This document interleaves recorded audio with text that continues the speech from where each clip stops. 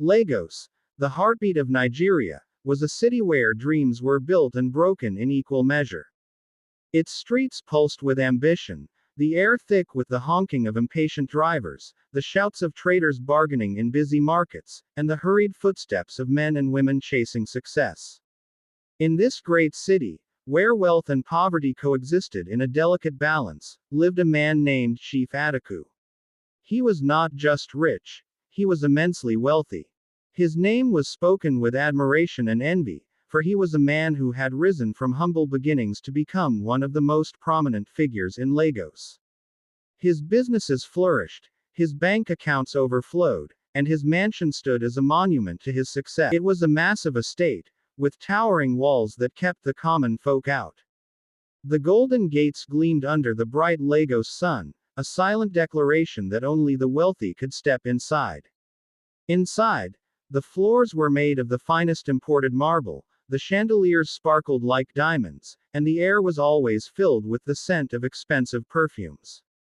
Chief Adaku loved luxury. He dressed in the finest ogbatas woven from fabrics so rare that only kings could afford them. His fingers were heavy with rings, his wrist adorned with gold bracelets that jingled with every movement. His fleet of cars ranged from the latest Mercedes-Benz to a Rolls-Royce, their engines roaring as they sped through the streets. But for all his wealth, wisdom was something he lacked. To Chief Adaku, money was everything. He believed life was meant to be enjoyed without limits. He threw lavish parties that lasted till dawn, where food flowed like rivers and wine never stopped pouring.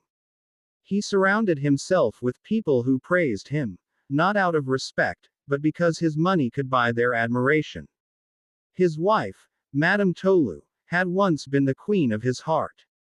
She had been with him before the wealth, standing by him when he was just an ordinary man with dreams. Together, they had built a family, raising a son named Kunle, a bright young boy with dreams as tall as the Lagos skyline. But as the years passed, Chief Adaku's love for his family faded. The more money he made, the less he valued the things that truly mattered.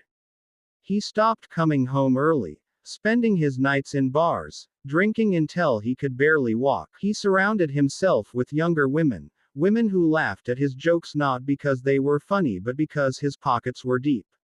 Madame Tolu became nothing more than a shadow in her own home.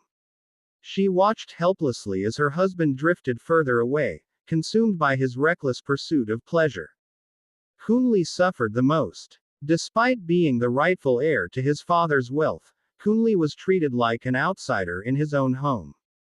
Chief Adaku refused to send him to school, believing that a child should struggle before enjoying life.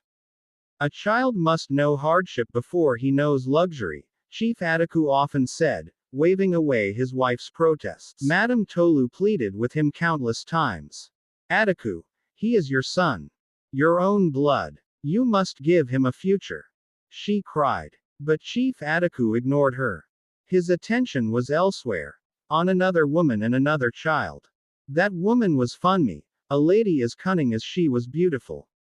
She had stepped into Chief Adaku's life like a storm, her charm intoxicating, her words as sweet as honey.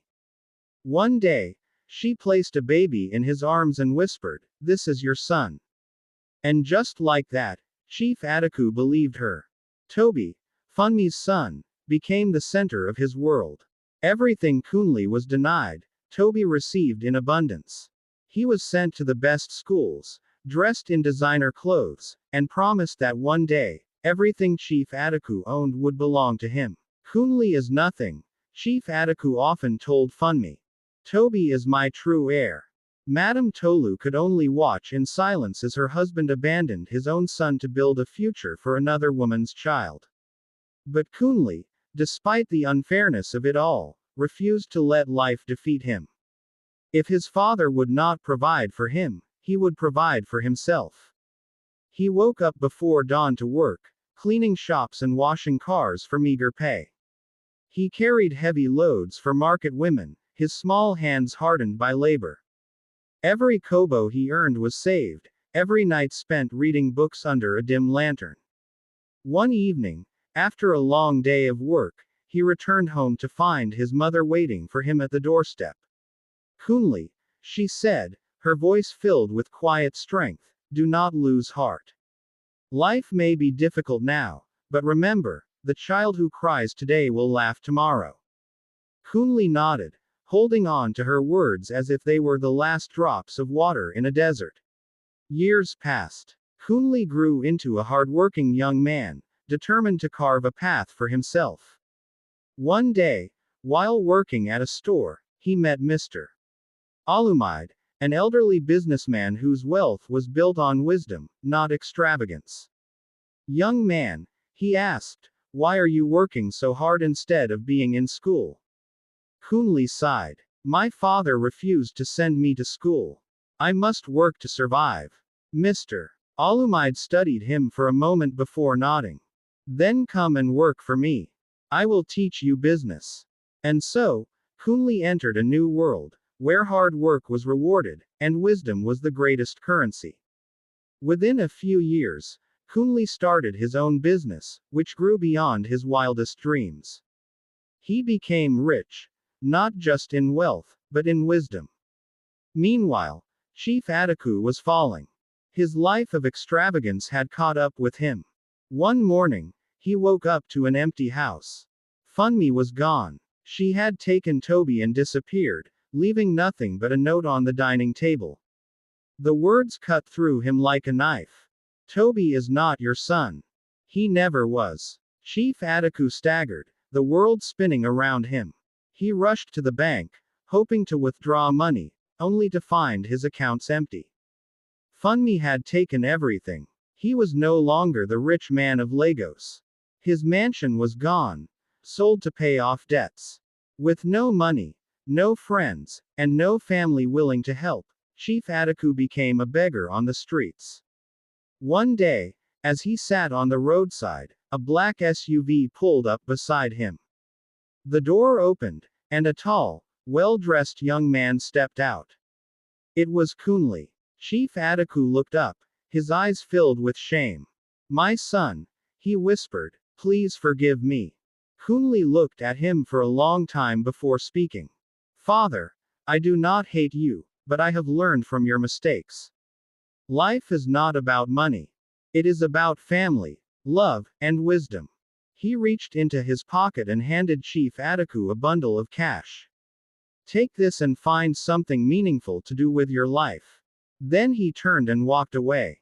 As Chief Ataku watched his son disappear into the distance, he realized the bitter truth. Wealth without wisdom is a curse. And the foolish rich man had become the poorest man of all. Moral lesson. Money alone does not define success. True wealth lies in wisdom, love, and family. A foolish rich man will always become a poor man, but a wise poor man can rise to greatness.